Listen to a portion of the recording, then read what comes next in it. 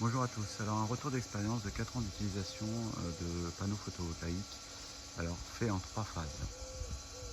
Je vais vous parler du ROI, est-ce que c'est rentable ou pas rentable, ça déterminera aussi la puissance de l'achat, chez qui on doit acheter et pourquoi, de l'installation, voilà, l'installation physique évidemment, mais aussi également de l'installation électrique, et puis de l'ensemble des objets connectés ou non d'ailleurs qui sont essentiels pour que ça soit rentable.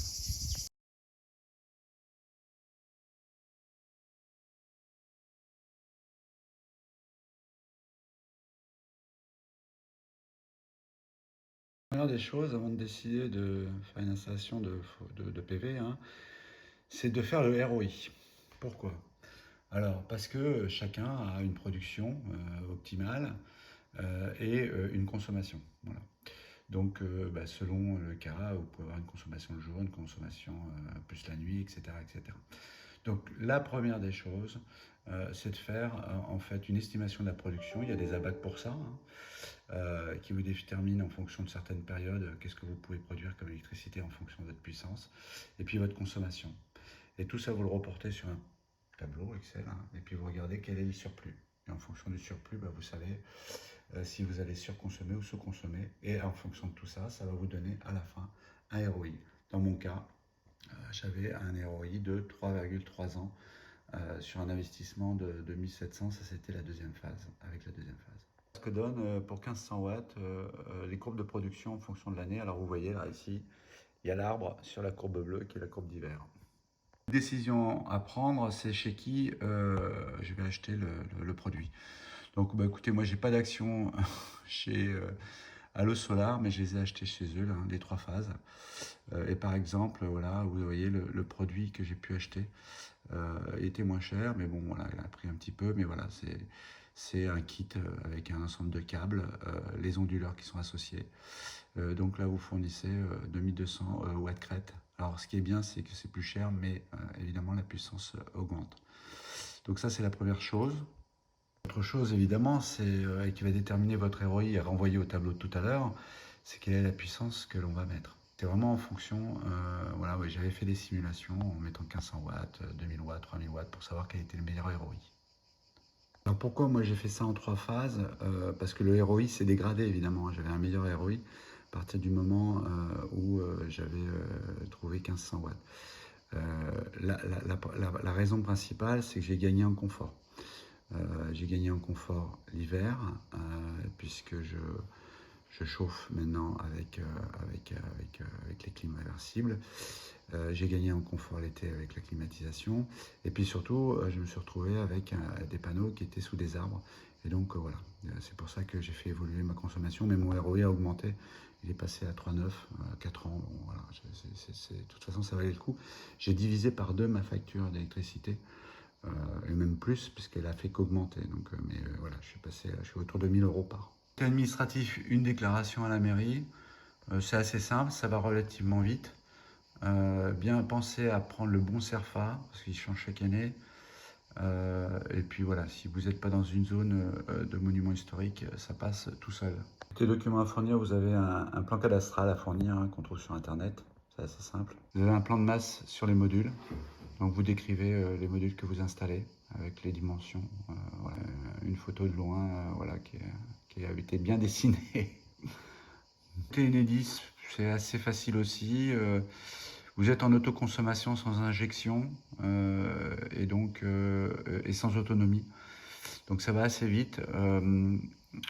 Inscription sur internet, Enedis, déclaration en ligne. Et si vous êtes en dessous de 3 kW, il n'y a pas de consuel, donc il n'y a rien à faire. Il vaut mieux rester en dessous de 3 kW.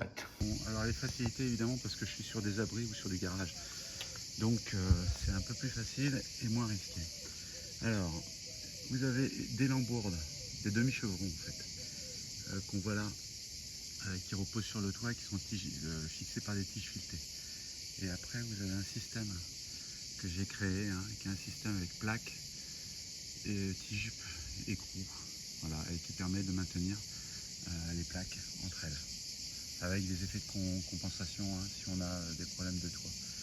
Alors première chose, pour l'installation, si vous êtes à deux, c'est mieux.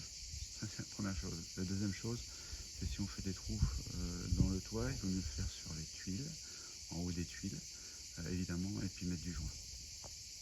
Au retour d'expérience, c'est que j'ai des installations à des endroits différents. Donc là, vous voyez, il n'y a pas d'arbre, ça commence à pousser. Cette installation, j'avais pas fait attention, mais celui-là, il a bien poussé, et l'hiver, j'ai 3 heures en fait d'absence de soleil. Donc bien prévoir l'hiver aussi, de regarder bien comment sont positionnés vos panneaux, et puis bien prévoir évidemment que vos arbres vont pousser. Installation électrique, vous avez obligatoirement une prise terre, donc voilà, avec un fusible.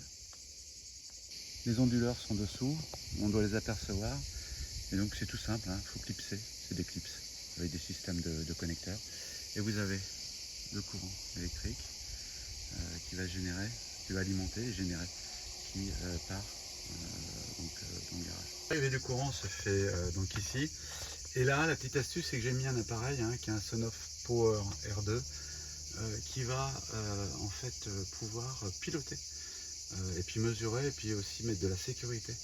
On va le voir au niveau de l'installation photovoltaïque. Et après le branchement se fait directement sur la prise. Elle est ici. Voilà, directement sur la prise. Alors on a un disjoncteur différentiel.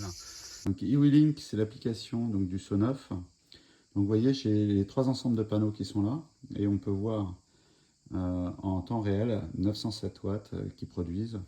Donc on peut le voir avec les autres. Le 2 809 watts et le 1 1100 watts. Donc il doit y avoir un peu de soleil d'un côté, enfin un peu de nuage d'un côté. Donc ce qui est intéressant aussi dedans, c'est qu'on peut piloter des sécurités, et par exemple des protections de surcharge. Notamment, on peut peser la puissance mini, maximum, la tension. Et donc moi, par exemple, j'ai fait une consigne sur une tension à 257 volts. Autre appareil intéressant, essentiel, qui me paraît essentiel pour piloter sa consommation et ses panneaux, c'est un wattmètre. Donc là, c'est un appareil en fait qui va être relié à la phase, avec un cerceau. Il n'y a pas de démontage à avoir de la phase directe qui arrive directement de l'EDF. Et on va avoir, grâce à cet appareil, en fait, la puissance produite moins la puissance consommée. Donc voilà, on va voir la production. Donc c'est sur Tuya.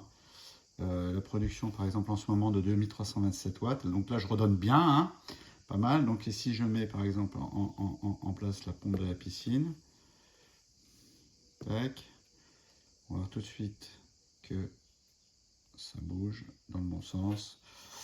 On va perdre à peu près 1000 watts sur la pompe de la piscine. Un peu moins, voilà, 800 watts, etc.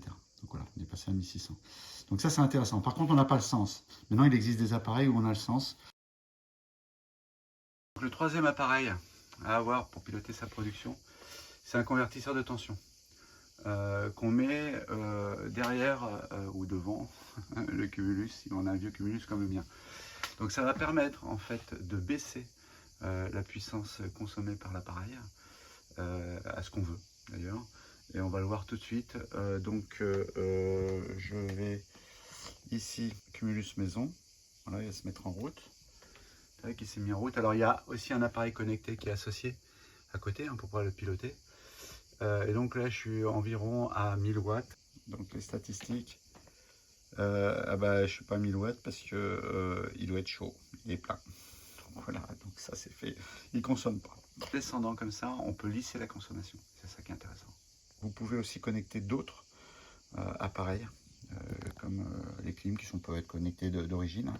Avoir des gros consommateurs avec des objets connectés, c'est intéressant parce que vous pouvez évidemment faire de la programmation et puis à un moment donné vous pouvez, surtout sur Tuya, c'est assez simple, vous pouvez piloter donc avec des conditionnels.